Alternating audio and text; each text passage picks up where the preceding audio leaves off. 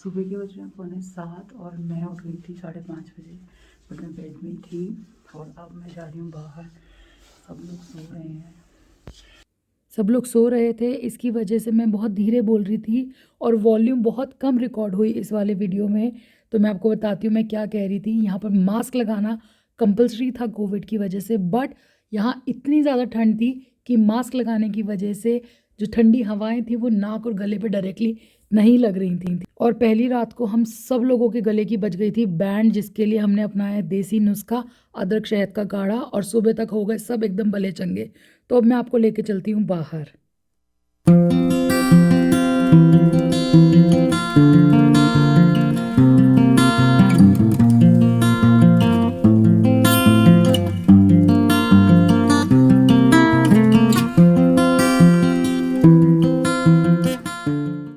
It is the second coldest place in the world जहाँ लोग रहते हैं, and the first coldest in India. So look at the view, it's so beautiful. Oh my god, thanks to my friends जो army में हैं, and hats off, ये लोग कैसे रहते हैं यहाँ।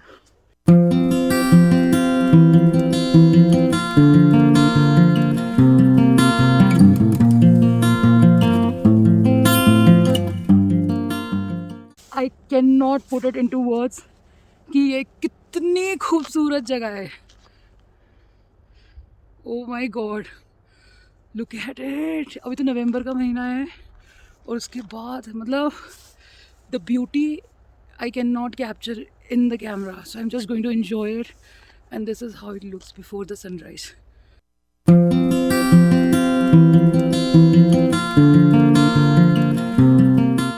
अब सुबह के बज रहे 9, हम लोग जाने के लिए तैयार हो गए हैं और हमारी अभी गाड़ी रात को इतनी ठंड थी कि ख़राब हो गई है। अभी वॉर मेमोरियल तो पास में ही है लेका, और अभी भैया और हेल्प कर रहे हैं।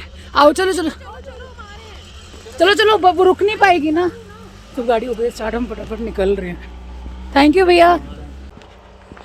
पता है यहाँ पर बड़ी इंटरेस्टिंग बात है, लोग यहाँ पर नई गाड़ियाँ नहीं रखते हैं। जनरली सब लोग सेकेंड हैंड रखते हैं, क्योंकि गाड़ी ख़राब हो जाए तो वो सिर्फ JNK जा सकती है ठीक होने के लिए, यहाँ मैकेनिक्स नहीं होते। So now off to war memorial. So we have reached Kargil, the war memorial. Look at this view, है ना beautiful. So this is the Kargil War Memorial.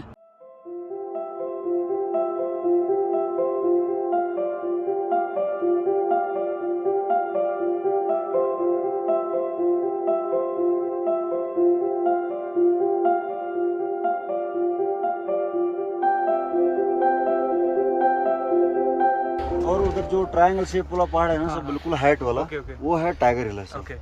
Tiger हिल का ऊंचाई है समुद्र तल से 16,700 फीट का ऊंचाई पे सर। और टाइगर हिल का बायां आ गए तो इस तरफ लास्ट में और एक ट्रायंगल शेप वाला पहाड़ है। Double triangle. हाँ सर, हल्का सा थोड़ा सा बेंड हुआ है सर, वो है रेनो हॉर्न है सर।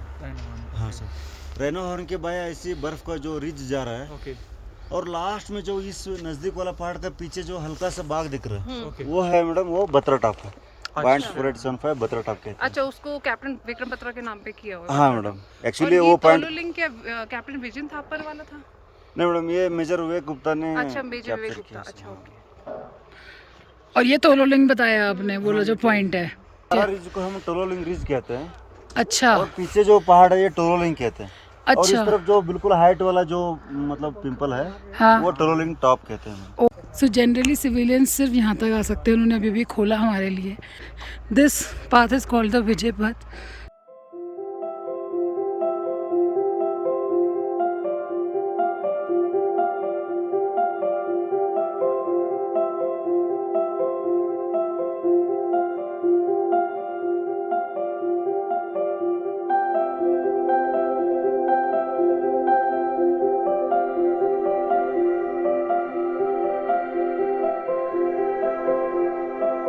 इस बोर्ड पर उन सभी बटालियंस और जवानों के नाम हैं जो हमारे देश के लिए शहीद हुए।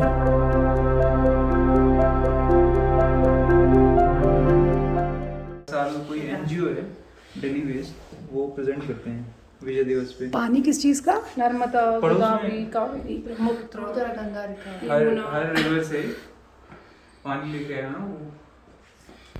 इस रिमेम्बरेंस हट में आपको काफ़ी सारे लेटर्स मिलेंगे जो शहीद होने से पहले जवानों ने अपने परिवारों को लिखे, और वो लेटर्स पढ़ के आपकी आंखें भर आएंगी।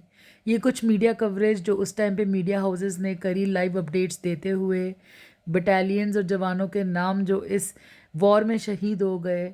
और यहाँ पर आप देखेंगे अब पाकिस्तान का रिवर्स्ड कैप्चर्ड फ्लैग। मुझे पता लगा कि जब भी कोई वॉर होती है दो कंट्रीज़ के बीच में और एक कंट्री दूसरी कंट्री के ऊपर विजय हासिल करती है, तो हारी हुई कंट्री का फ्लैग हमेशा रिवर्स पोजीशन में लगाया जाता है। और ये वेपन्स जो उस टाइम पे उन लोगों ने इस्तेमाल करे, ये कुछ डॉक्यूमेंट्स और फोटोग्राफ्स जो उस टाइम पे मारे गए दुश्मनों से बरामद हुए, ये कुछ वेपन्स अगेन आप यहाँ पर देख रहे हैं। So this is basically how they attacked 13 JK rifle ने 4875 पॉइंट पे झंडा ले रहा था। So you can see yellow mark is showing 17 Jat 13 JAK rifle, green दिखा रहे हैं, और 2 नागा, एंड बाकी वो पाक का दिखा रहे हैं। And this is how their paths were. It was a beautiful experience. I think everybody who's visiting Leh Ladakh should definitely come here. You will get a glimpse of what exactly our heroes did. मतलब उसका छोटा सा part, and you will be touched. So this was something, you know, actually touched me, or it was a beautiful experience. That's it. And I think we all should respect our soldiers, and we should do our bit to contribute to our country. Hats off to each and everybody who's serving this country, and as a citizen of this country we all should be responsible too and do our bit. So now moving on to our next destination. अब हम लोग वापस जा रहे हैं ले, but हम लोग रुकते रुकाते जाएंगे। और जहाँ कल हमने आते हुए खाना खाया था, हमने उन भैया का नंबर लिया था, और अब उनको पहुँचने से पहले फ़ोन कर देंगे, और वो हमारे लिए शायद परांठे बना के रखेंगे।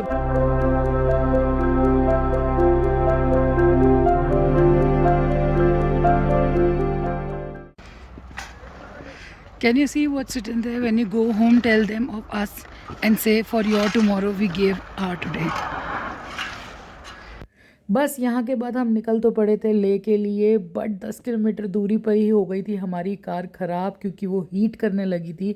और यहाँ एक नाकामयाब कोशिश करते हुए कि शायद बर्फ़ डालने से कार ठंडी हो जाएगी और हम आगे जा पाएंगे। वो कर रही है, और रिंकी हम लोगों को सिर्फ इंस्ट्रक्शंस दे रही है। लंबा सा लड़का, खूब बियर्ड और लगाए एविएटर्स, हॉट और हमारी हो गई गाड़ी खराब, और आज हो सकता हम दोबारा द्रास में रुके। कुछ नहीं पता, हम लोगों ने बॉटल में भरी है बर्फ़ यहाँ से, क्योंकि कूलेंट लीक कर रहा है, और कूलेंट बाकी जो एक्स्ट्रा था वो जेली बन गया है।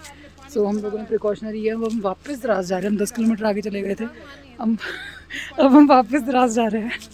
गाड़ी दिखाएंगे, और उसके बाद देखते हैं, अगर नहीं हुआ तो फिर हम लोग यहीं रुकेंगे, अदरवाइज़ फिर हम पुश ऑफ करेंगे। सो मिलिट्री कार में जा रहे हैं, मेरी ख्वाहिश पूरी हो गई। हम लोग मिलिट्री वैन में बैठकर निकल पड़े थे रिपेयर कैंप की तरफ। बस जब तक कार रिपेयर हुई हम लोगों ने पी कॉफ़ी, और उसके बाद हम पहुँचे फिर से द्रास 10,428 फीट की ऊंचाई पे। और ये देखिए नज़ारा उतना ही खूबसूरत दोबारा भी लग रहा है। बस फटाफट हमने यहाँ पर किया लंच, और लंच करने के बाद भैया ने कहा मेरे साथ भी एक फ़ोटो क्लिक कीजिए, देखिए हम कितने खुश हैं। और इसके बाद हम निकल पड़े कारगिल। क्योंकि हम लेट हो रहे थे इसलिए हमने डिसाइड किया हम लोग कारगिल में रुकेंगे। हम लोग एक्चुअली पहुंच गए थे यहाँ पर 4:30 बजे, बट उसके बाद थोड़ा सा रिलैक्स करने का मन कर रहा था। इतने दिनों से वीडियो भी बना रही थी, घूम भी रही थी। This is my room, its name is like guest house Shingo, and this is the outside area.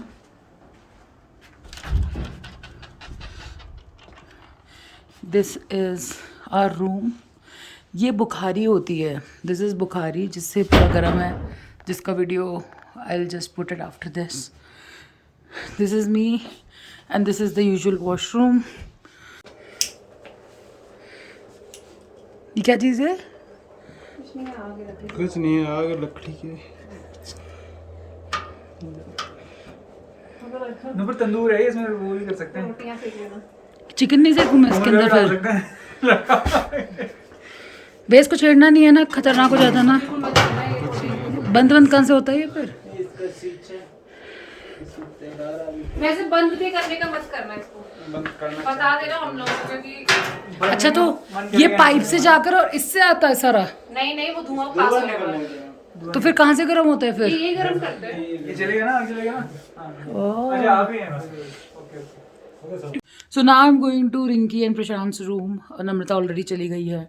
सो अब आज का वीडियो मैं यही एंड कर रही हूँ because we are going to just chill, we are going to have fun, chit chat. हमारा program एक दिन डिले हो गया, we were suppose to reach late today but क्योंकि कार ब्रेक डाउन कर गई थी, so but that was also an experience. So I had fun. अभी के लिए good night, have a great day.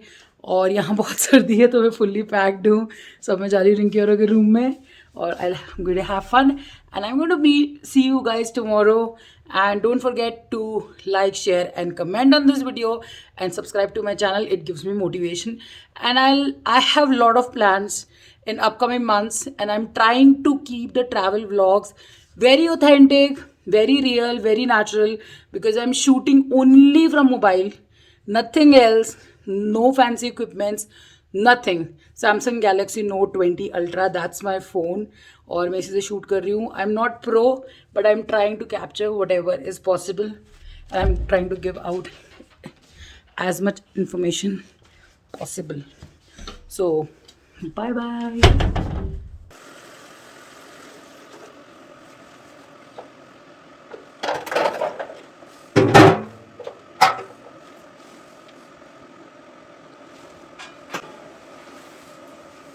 Light चली गई, लाइट चली गई.